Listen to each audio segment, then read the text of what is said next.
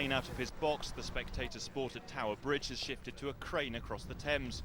But as the demonstration by a protester in a Spiderman suit entered a second working week, only the tourists were amused. Queuing in their cars, diverted round a huge police cordon, Londoners were this morning wondering how one man up a crane could close down one of the capital's busiest junctions. Well, they should have had this done about 2 days ago when it first happened. Now they're backlogged now. Well, it's absolutely ridiculous. We don't want it, we don't want it. And what do you think they should do? Get him down, get him off. I think this is an appropriate and proportionate policing operation at this current time. The dangers, as we pointed out in relation to the wind moving and the crane moving, need to have these cordons in here to ensure the safety of all Londoners in relation to that. And as soon as this person comes down, it will be done. The roads will be open as soon as it's safe to do so. At lunchtime, it looked for a moment like the Met were getting tough.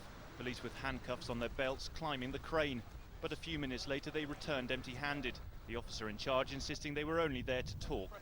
Technically could go up there and bring him down forcibly, but the dangers as a result of that are not worth the cause. We have a duty in relation to his care, we have a duty in relation to the police officers that go up there, and we have a duty in relation to anyone else underneath. To go up there, as you can see at the moment with those wind conditions, it's extremely dangerous to do so.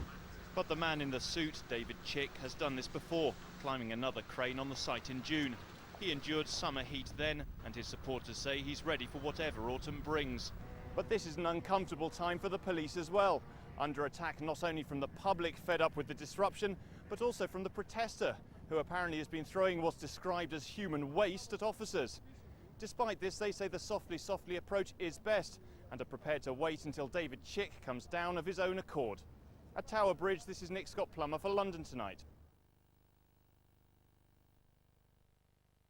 Not your usual superhero behaviour, but this morning the man in the suit, David Chick, enjoyed a cigarette under the autumnal sun.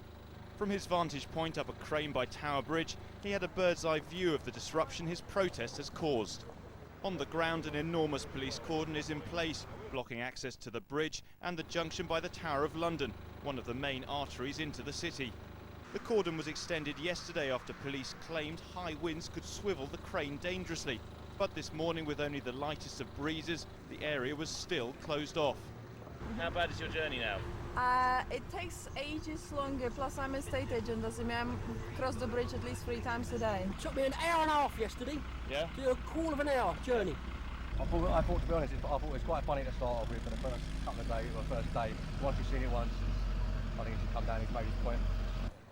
This morning, there was no word from the police as to why such a large area was still sealed off. But the Met consistently maintained it's for the public's safety.